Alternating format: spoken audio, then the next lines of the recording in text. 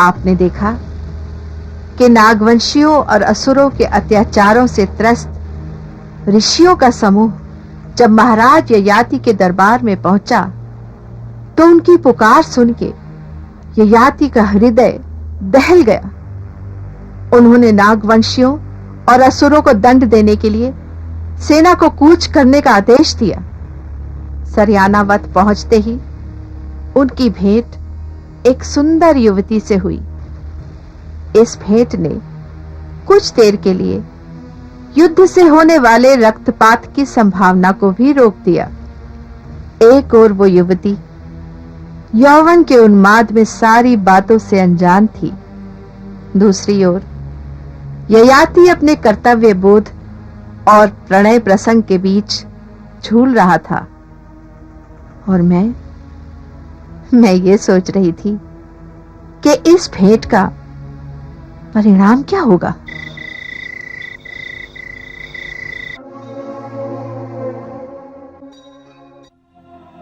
यदि नींद आ जाती तो फिर मैं कैसे आती?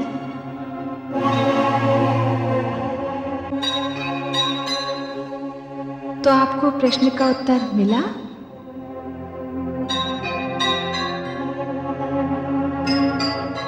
जो स्वयं एक प्रश्न बनकर रह गया हो, वो उत्तर कैसे हो सकता है?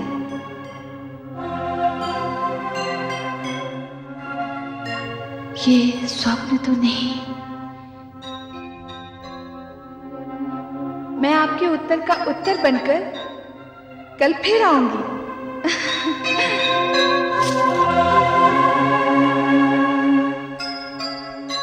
महाराज।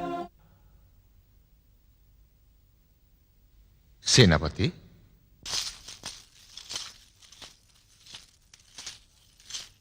महाराज की जय हो। क्या बात है महाराज, आप किसी गहरी चिंता में दिखाई दे रहे हैं। हाँ सेनापति, चिंता में तो हम अवश्य हैं। महाराज, इन असुरों को परास्त करना हमारे लिए कोई बड़ा कार्य नहीं है। प्रश्न परास्त करने का नहीं है, प्रश्न युद्ध का है, रक्तपात का है, विनाश का है। महाराज, निस्संदेह आप दयालु हैं, परंतु अपराधियों को उनके घोर अपराध के लिए दंड देना भी तो आवश्यक है। और क्षमा करना भी तो हमारी संस्कृति है। महाराज, किंतु ये लोग इस योग्य नहीं हैं, बिच्छू हैं, डंक मारते रहेंगे। तुम सत्य कह रहे हो सेनापति, बिच्छू का स्वभाव ही डंक मारना। एक बार एक बिच्छू पानी में डूब रहा था। पास ही खड़े हुए साधु ने उस बिच्छू को बचाने के लिए अपने हाथ का सहारा दिया। बिच्छू ने उसके हाथ पर डंक मारा। साधु ने पीड़ा से अपने हाथ को पीछे कर लिया और बिच्छू फिर डूबने लगा। साधु ने उस डूबते हुए बिच्छू को बचाने के लिए अपने हाथ का सहारा फिर दिया। बिच्छू ने फिर उसके डंक मारा। साधु पीड़ा से तड़प उठा। फिर भी उसने उस डूबते हुए बिच्छू को बचाने के लिए अपने हाथ का सहारा दिया। तब दूर खड़े हुए आगंतुक ने कहा, तुम बार बार उसको बचाने का प्रयत्न कर रहे हो और वो बार बार तुम्हारे हाथ पर डंक मार रहा है, यातना दे रहा है। साधु ने कहा, डंक मारना उसका स्वभाव है और बचाना हमारा कर्तव्य।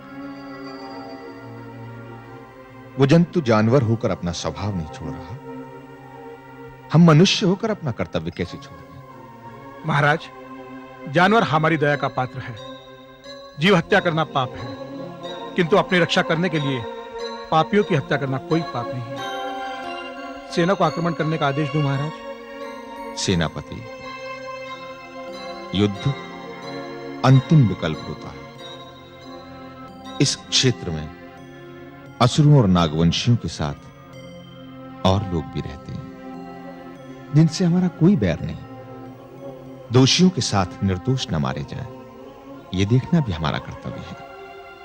अतः प्रतीक्षा करना ही उचित होगा। जो आज्ञा महाराज।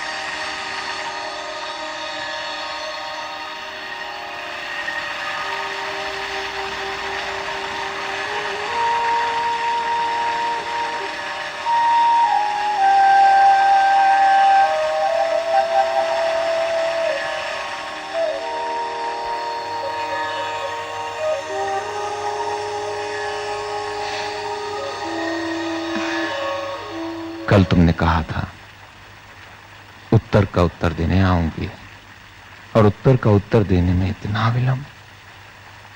विलंब किया मैंने? नहीं तो?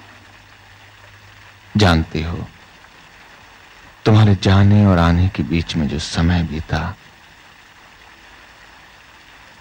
उसमें कितने पहर, कितने पल, कितने क्षण थे।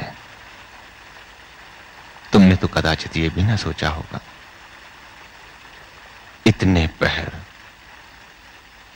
इतने पल, इतने क्षणों का एकांत मृत्यु के समान कष्टदायी रहा होगा। कष्टदायी एकांत? एकांत होते हुए भी मैं तो कभी अकेली नहीं रही। एकांत के हर पल में, एक एक क्षण में आपकी स्मृति मेरे साथ में रही। और फिर उत्तर का उत्तर देने में आप मुझे इतना भी समय नहीं दे सकते? देखिए, इन आंखों में झांक कर आपको अपना उत्तर मिल जाएगा।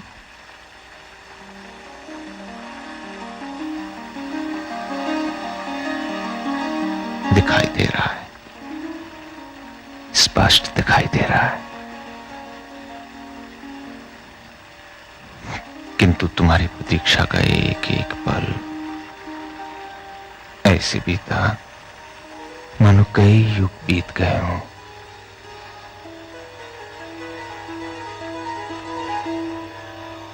यदि ये स्वप्न है तो कभी न टूटे, यदि यथार्थ है तो ये पल यहीं थम जाए।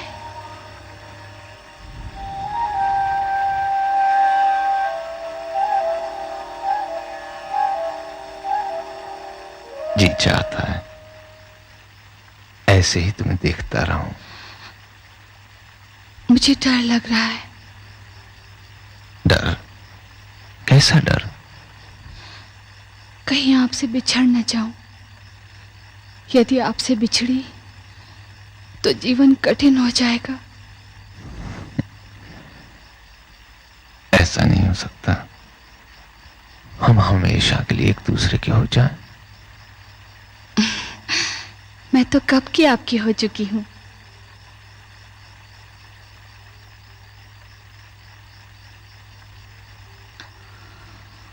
तुम मुझसे विवाह करोगी?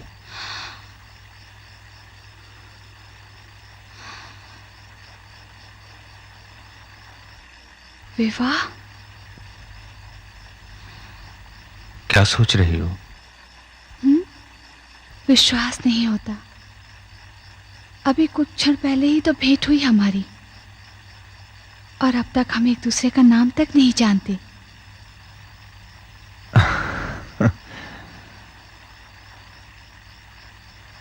प्रकृति की सुंदर कृति की रचना करके रचयिता ने इसका नाम क्या रखा होगा? नाम पूछने की ये शैली बहुत अच्छी लगी। अब बताओ ना, तुम्हारा नाम क्या है? देवयानी। सुंदरता का इससे अच्छा नाम हो भी नहीं सकता। मेरा नाम मेरे पिताश्री ने रखा है। कौन है तुम्हारे पिताश्री? गुरु शुक्राचार्य। क्या क्या नाम बताया तुमने पिताश्री का? गुरु शुक्राचार्य। नहीं। क्या नहीं? ये नहीं हो सकता। क्या नहीं हो सकता? यही कि तुम शुक्राचार्य की बेटी हो तो क्या हुआ? यदि ये सच है तो समझ लो कि जो कुछ भी हुआ सब एक स्वप्न था। क्या? मैं समझी नहीं। देवयानी, समझ लो जिस प्रेम कहानी ने जन्म लिया था उसका अंत हो गया। क्या? हाँ, ये संसार की सबसे लघु प्रेम कहानी थी देवयानी, जिसकी अवधि केवल इतनी ही थी। किंतु क्यों? क्यों का उत्तर मेरा नाम है। मेरा नाम जान जाओगी तो प्रश्न नहीं करोगी। यदि तुम्हारा नाम जानने से इस प्रेम कहानी का अंत हो सकता है तो मैं नहीं जानना चाहती तुम्हारा नाम। किंतु जब तुम्हारे पिताश्री को मेरे नाम का पता चलेगा तो वो इस प्रेम कहानी के साथ साथ तुम्हारे भी जीवन का अंत कर देंगे। इतना कठोर है तुम्हारा नाम, तब तो मैं अवश्य जानना चाहूंगी तुम्हारा नाम।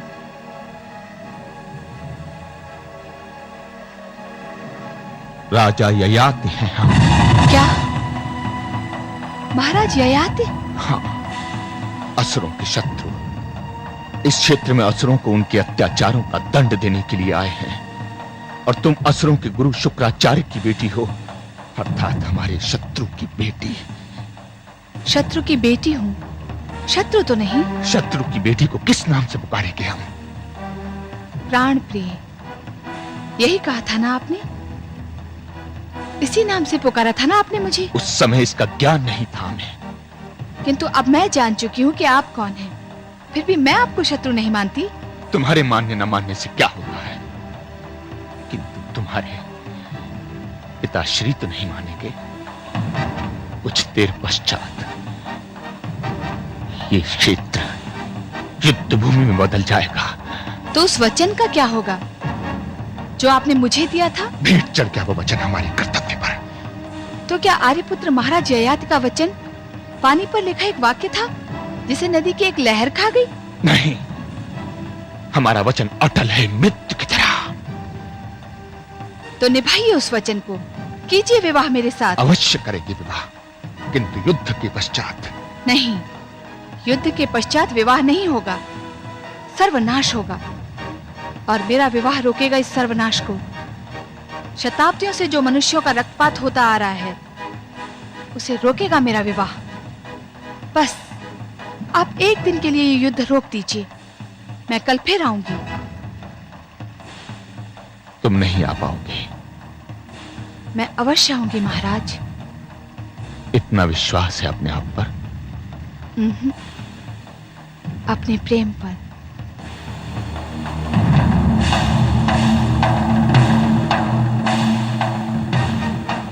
देवयानी,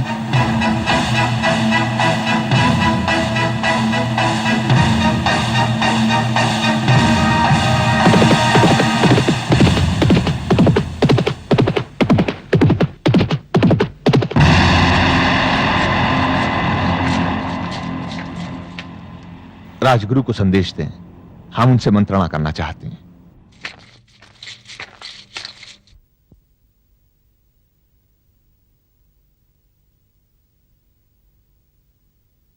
महाराज, आप इस समय यहां? सब कुशल तो है? कुशल ही तो नहीं है गुरुवर। तो इसका अर्थ है युद्ध? नहीं, वो युद्ध तो अभी आरंभ भी नहीं हुआ, किंतु एक विचित्र युद्ध, एक द्वंद्व छिड़ गया है हमारे मन में। इसी कारण अनायास ही आपसे परामर्श के लिए यहां आना पड़ा। ऐसा कौन सा द्वंद्व है जिसने राजा को रणभूमि छोड़ने पर विवश किया? देवयानी। देवयानी? कौन देवयानी? गुरु शुक्राचार्य की पुत्री। अर्थात हमारे शत्रु की पुत्री? किंतु शत्रु की पुत्री से हमारा क्या संबंध? संबंध ही तो हो गया है गुरुवर। मैं देवयानी से प्रेम करने लगा हूं। ये आप क्या कह रहे हैं महाराज? शत्रु की पुत्री से प्रेम? हाँ महामंत्री, जब प्रेम हुआ तो हमें भान ही नहीं था कि वो हमारे शत्रु की पुत्री है, और जब पता चला तब तक हम अपना सर्वस्व हार चुके थे। किसने दिया आपको ये अधिकार? राजा स्वामी नहीं, अपने कर्तव्य का दास होता है। राज्याभिषेक के समय आपने कर्तव्य और निष्ठा की सौगंध ली थी, प्रतिज्ञा की थी आपने अपनी प्रजा और देश की रक्षा के लिए। कहां गई वो प्रतिज्ञा? तो क्या प्रेम करना पाप है? ये प्रेम नहीं, भावनाओं की एक पागल लहर है जो समय के साथ उठती है। किंतु कर्तव्य एक चट्टान है जिससे ये विचलित लहरें सर टकरा टकरा कर गिरती हैं और अपना अस्तित्व खो देती हैं। फिर आप कैसे भूल गए अपना कर्तव्य? युद्ध क्षेत्र छोड़ने का दुष्परिणाम शत्रुओं का अचानक आक्रमण भी हो सकता है, और उससे जो विनाश होगा उसका उत्तरदायित्व किस पर होगा महाराज? कर्तव्य और भावनाओं के इस संघर्ष में यदि कर्तव्य हार गया तो ये अपमान व्यक्ति का नहीं, राज सिंहासन का होगा, प्रजा का होगा, समस्त राज्य का होगा। व्यक्ति यदि अपराध करता है तो उसे राजा दंड देता है, और यदि राजा अपराध करे तो उसे कौन दंड देगा? आपने यहां आकर व्यर्थ में ही अपना समय नष्ट किया। यदि आप ययाति और महाराज ययाति के अंतर को पहचान लेते तो आपको आपके प्रश्न का उत्तर वहीं मिल जाता।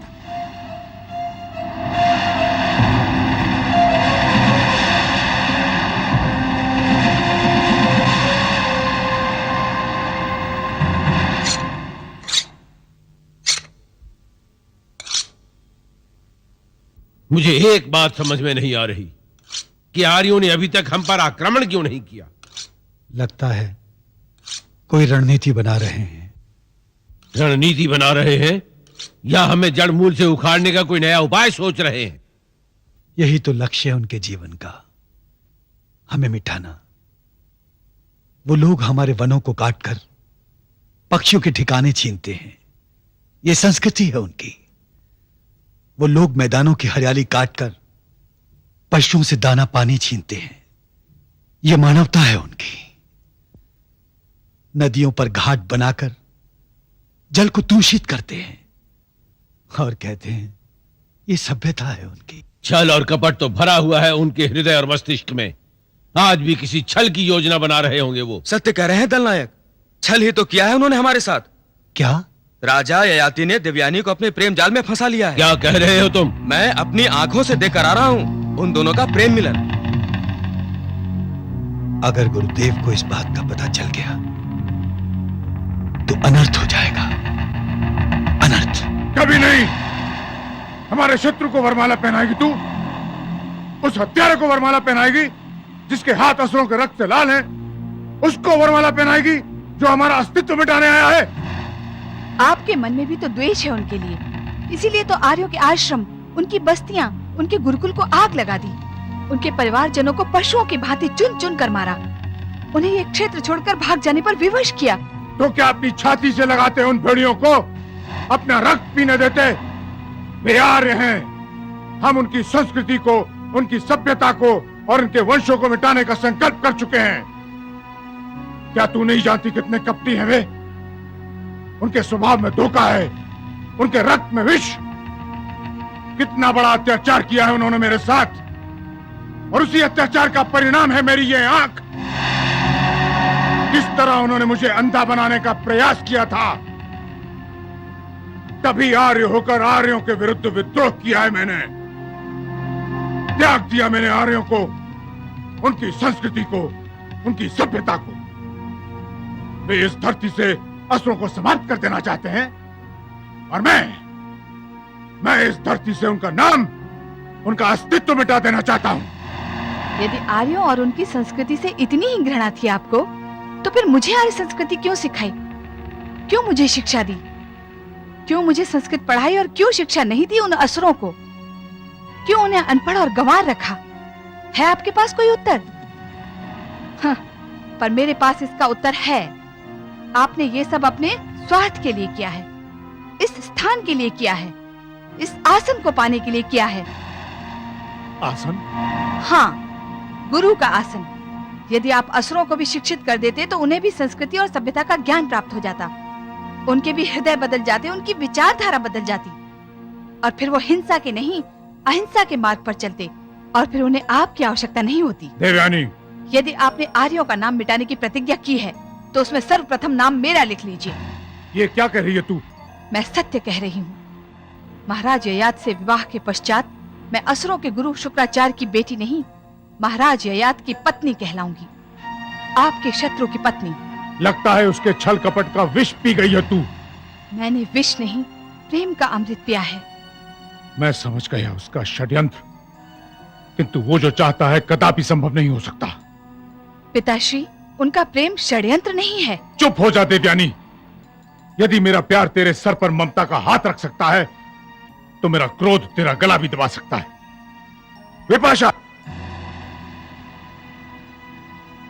ले जा इसे यहां से।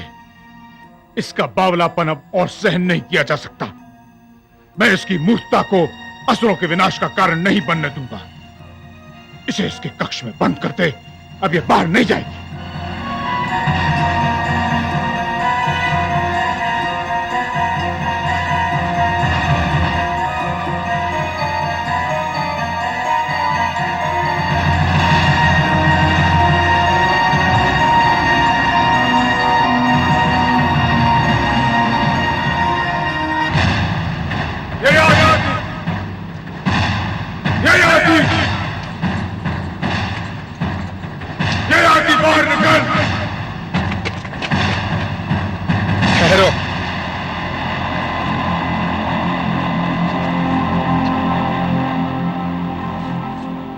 प्रणाम आचार्य, आतिथ्य स्वीकार करें। ययाति झूठी विनम्रता दिखाने की आवश्यकता नहीं है। ये झूठी विनम्रता नहीं आचार्य, हमारी सभ्यता है। बड़ों का आदर करना हमारी संस्कृति है। और पीठ में छुरा घोंपना, यह भी तुम्हारी संस्कृति है। आप कहने क्या चाहते हैं? तुम तो युद्ध करने आए हो, तो केवल युद्ध की बात करो। युद्ध नहीं आचार्य, हम दंड देने आए हैं। दंड देने आए हो या एक भोली भाली कन्या को अपने प्रेम जाल में फंसाकर उसके पिता को अपमानित करने आए हो? यदि प्रेम अपमानित करता है तो मैं दोषी हूं। यदि प्रेम करना पाप है तो मैं अपराधी हूं। सुनो ययाति, तुम्हारा यह षड्यंत्र सफल नहीं हो सकता। मैंने अपनी बेटी की मूर्खता को बंदी बना दिया। तो फिर यहां किस लिए आए हैं? यही जताने के लिए कि तुम असुरों को उनकी भूमि से नहीं निकाल सकते, उन्हें उनके अधिकारों से वंचित नहीं कर सकते। किन अधिकारों की बात कर रहे हैं शुक्राचार्य? उन अधिकारों की जिनके अनुसार हम इस क्षेत्र में रहते हैं। इस क्षेत्र पर असुरों का अधिकार कहां से हो गया? यह क्षेत्र तो हमारे राज्य का एक भाग है।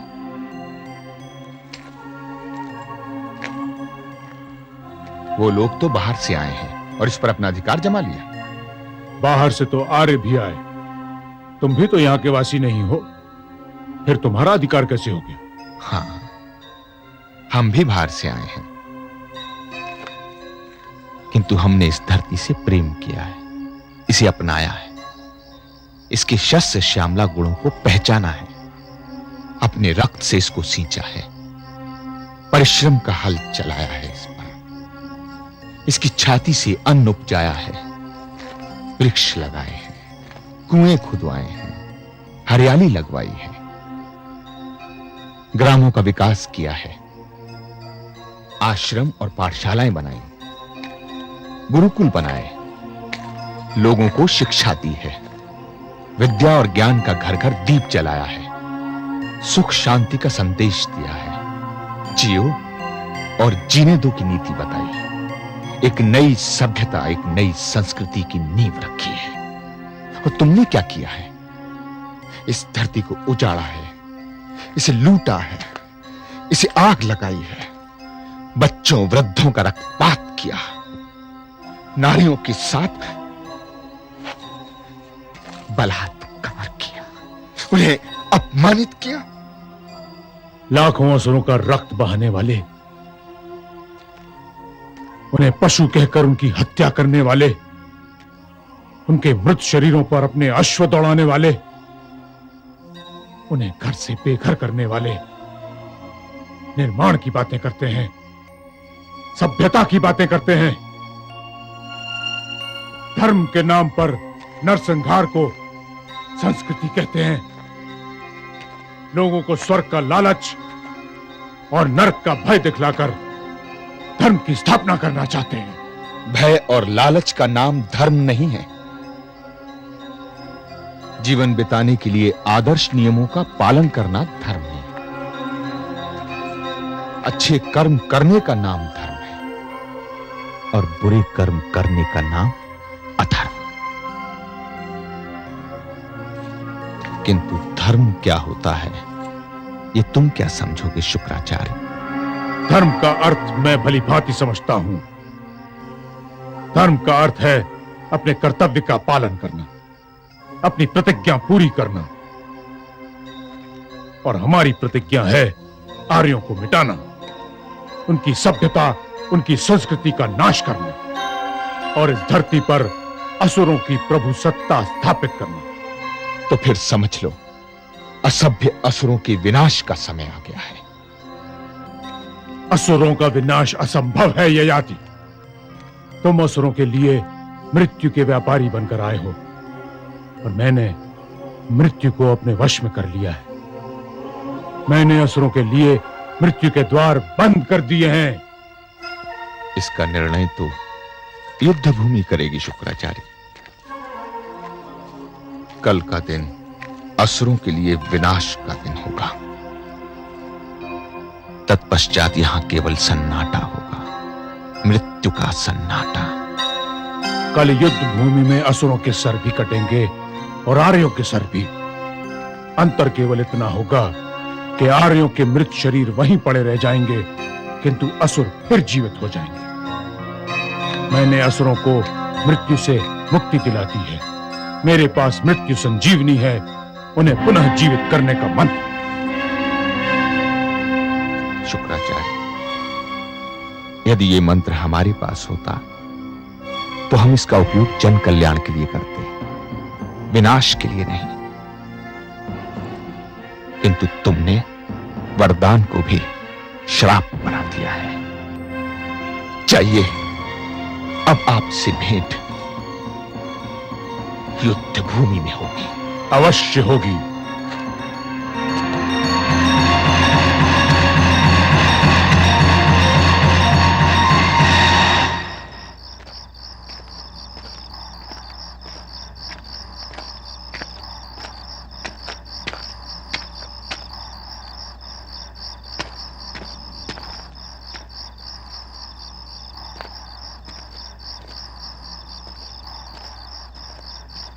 क्या हुआ?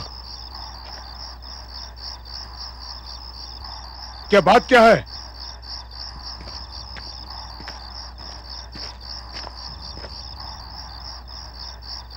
क्या हुआ? तुम लोग कुछ बोलते क्यों नहीं? क्या हुआ? देवयानी, विपाशा, क्या हुआ?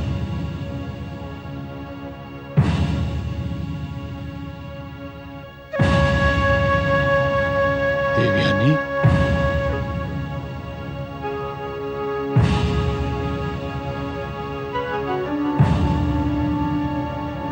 विपाशा, ये कैसे हो गया? ये कैसे हो गया? गुरुदेव, देवयानी ने विष खाकर अपने प्राण त्याग दिए।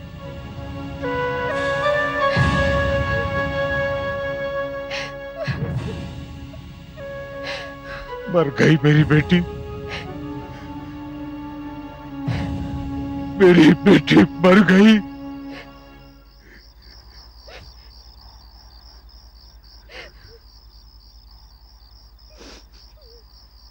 असत्य है ये। मेरी बेटी कैसे मर सकती है? शुक्राचार्य की बेटी कैसे मर सकती है?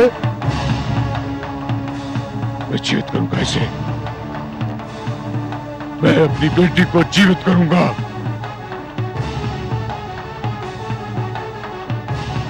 तू हवन की अग्नि प्रज्वलित कर। जा।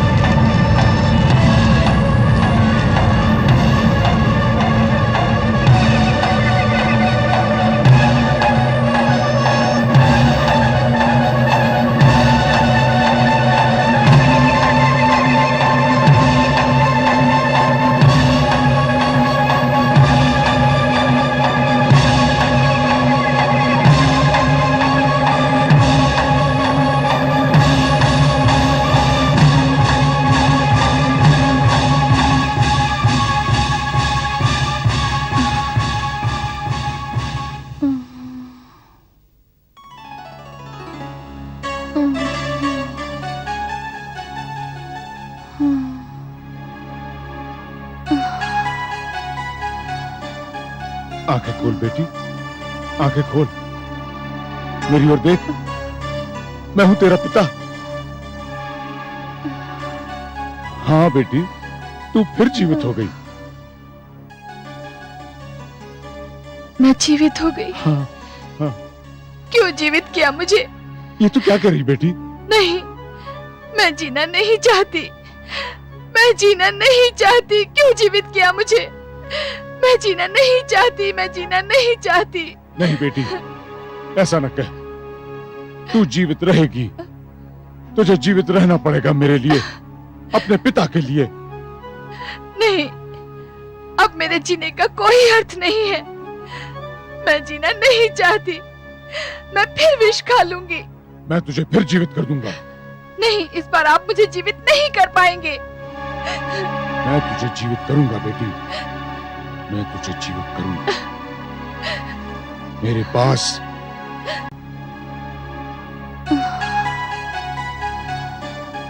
आंखें खोल बेटी, आंखें खोल, मेरी ओर देख, मैं हूं तेरा पिता।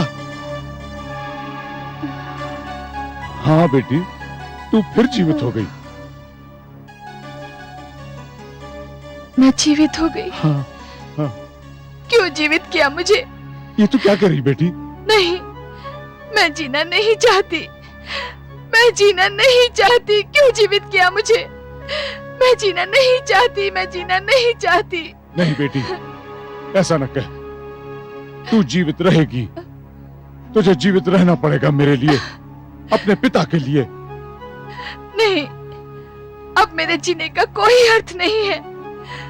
मैं जीना नहीं चाहती, मैं फिर विष खा लूंगी। मैं तुझे फिर जीवित कर दूंगा। नहीं, इस बार आप मुझे जीवित नहीं कर पाएंगे। मैं तुझे जीवित करूंगा बेटी, मैं तुझे जीवित करूंगा। मेरे पास मृत्यु का उपचार है। पिताश्री, जीवन और मृत्यु को आपने खेल समझ लिया है। सांसों के आने जाने को आप जीवन कहते हैं। आत्मा का कोई मोल नहीं है आपके लिए। मृत्यु संजीवनी का मंत्र मृतदेह में प्राण तो डाल सकता है, किंतु आप ये भूल रहे हैं कि प्राणों के साथ शरीर में एक हृदय भी होता है, जो धड़कता है, जिसमें भावनाएं रहती हैं, प्रेम पलता है। आप मेरी भावनाओं को मारकर मुझे जीवन दान देना चाहते हैं। कैसे पिता हैं आप? मेरे प्रेम का गला घोटकर, मेरी इच्छाओं की बलि चढ़ाकर मुझे जीवित रखना चाहते हैं।